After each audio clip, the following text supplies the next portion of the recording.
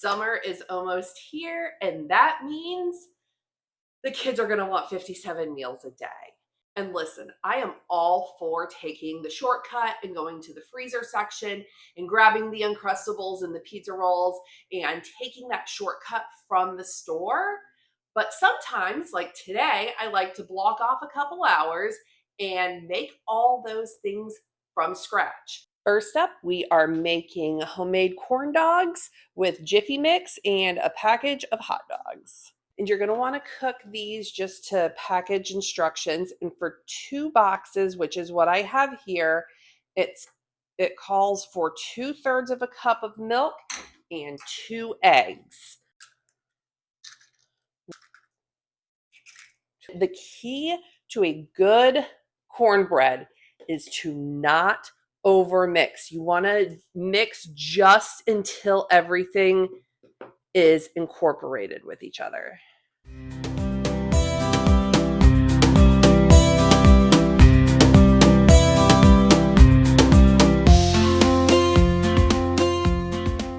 And now you're going to want to let it sit for about 10 minutes. In the meantime, we're going to get working on our hot dogs.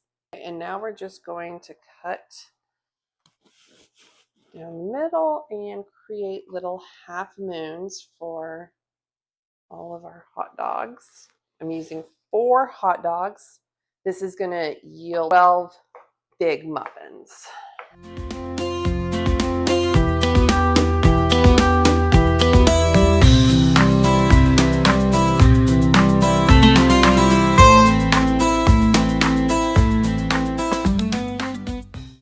Okay, our cornbread has been sitting, and see how it just kind of like rises a little bit.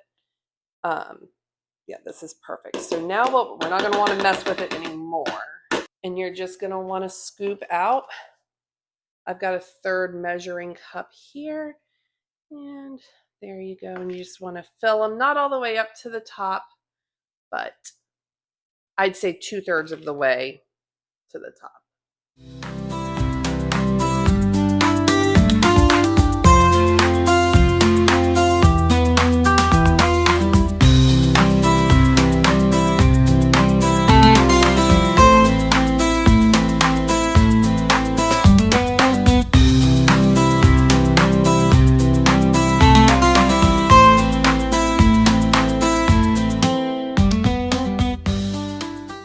And I forgot to mention, if you wanted to add like cheddar cheese to this, this would be really good with cheddar cheese.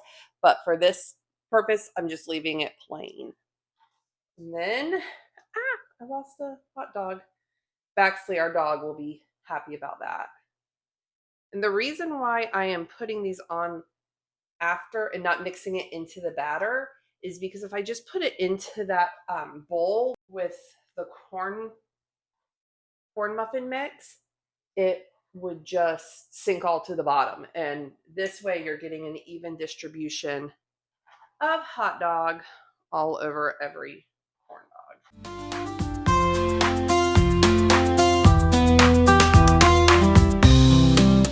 And now these are ready to go into a 400-degree oven for about 15 to 20 minutes. These turned out so good. Okay, here we go. We've got our 20, that's 20, right? Yeah, 4 rows of 5, that's 20. So we've got our 20 pieces of bread already laid out. I just put it right on the counter. And then what you do is you just take a little scoop, and might need another spoon to help get it off. You just want to put a little dollop. You just want to put a little dollop in the center of each one.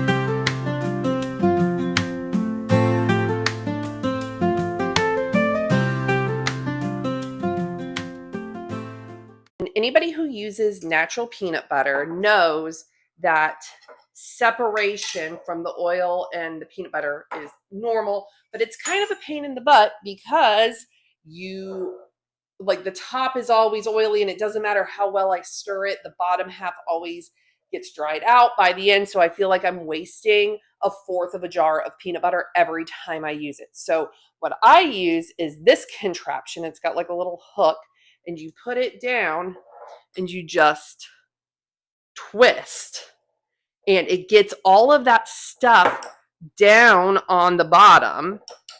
And hold on, we're just gonna twist a little bit more. And there, see, it's like all combined, and down here on the bottom, it's not gross. Or down here on the bottom, it's not all dried out, and you can see that we have stirred it. And this is the coolest part, is it comes with this little thing. So you can just do this. And hold on. Here we go. And look how clean that comes off. I think that's the coolest part of the whole thing. So I'll make sure to link this down below because I love this contraption. If you have natural peanut butter and you use natural peanut butter, you need one of these things. Okay. And you guys know how peanut butter and jelly work. You just combine them.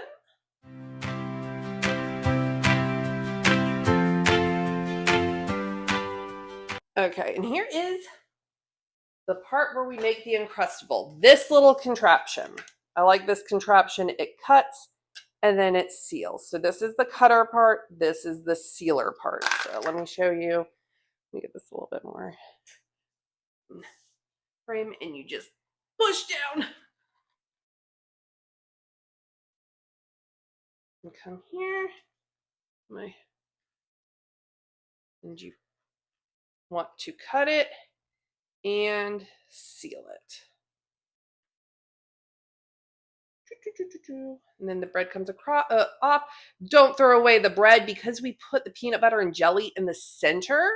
You are actually not getting any peanut butter and jelly on the end, so we can throw this in the freezer and make breadcrumbs. So now what we're going to do, we've got this. You pull it off, and you have a homemade Uncrustable. Let me go ahead and get the rest of these cut up, and I will show you how I freeze them. And then when you have finished making all of your Uncrustables, you put them on a baking sheet and you stick them in your freezer for a couple hours until they firmed up, and then you can transfer them to a Ziploc bag.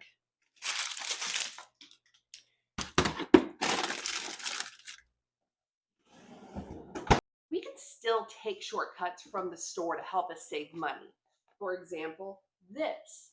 If you compare this to the little bites, you know, the little mini muffins that you get in the bag, you're not getting that many. You're getting so much more here. You're saving almost 50% making them yourself. And when I looked at the first ingredient on this, it's flour. And it's enriched flour. Not the best, but the first ingredient on those mini muffins is sugar. So you're going to get a much better quality product with this, and you're going to save a lot of money. Same thing with cookies. We're not making the cookie dough from scratch. You can make the cookie dough from scratch and save even more money, but these, in the refrigerated section, are really good, and nothing compares to baking homemade cookies. Am I right? It makes the whole house smell good, and you're saving money. Like if you go to the bakery and try to buy this, you're going to be spending so much more money. And pancakes. This whole box of complete pancake mix was $2. All I have to do is add water. I don't have to add anything else, just water.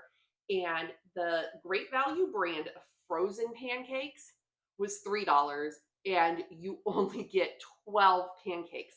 This entire box makes 45 pancakes. You are spending less money on this, and you are going to get almost 4 times as much product. Next up, we have pizza rolls. Start by dicing up the pepperoni. You're going to want to get them in really small little pieces. So we'll go this way, and then we will also go this way. Okay, we are going to roll out our pizza dough onto our cutting board. And then we're going to just kind of stretch it out. Oops. And then you're going to want to cut it. Let's see. Oh, that'll be a big boy. As you can see, I've got a little station up here with my marinara sauce, my cut up pepperoni, and my mozzarella cheese. And I'm just going to take each individual little ball.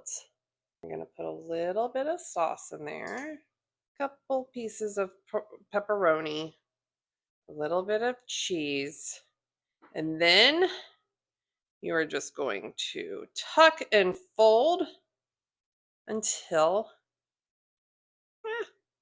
it looks like that, and then you put it on a lined sheet pan, and you continue with the rest of them. So I'm going to go ahead and get this finished up, and I'll see you guys in a few minutes.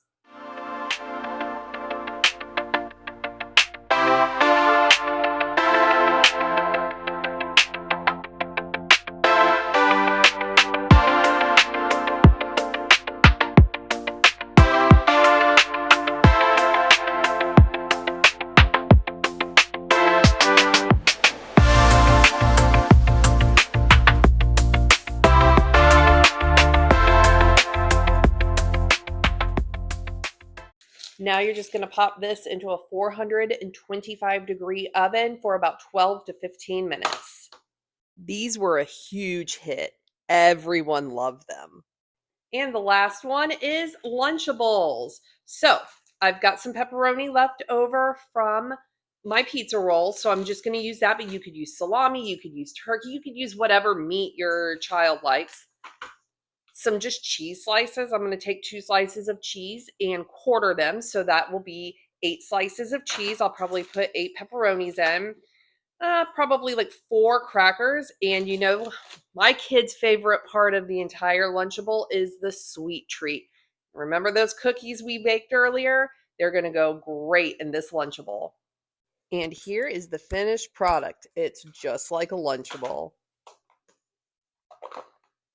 Hopefully this gave you guys some inspiration to make those kids' meals at home and save a little bit of money, because you know we're going to have to feed these kids 57 times a day.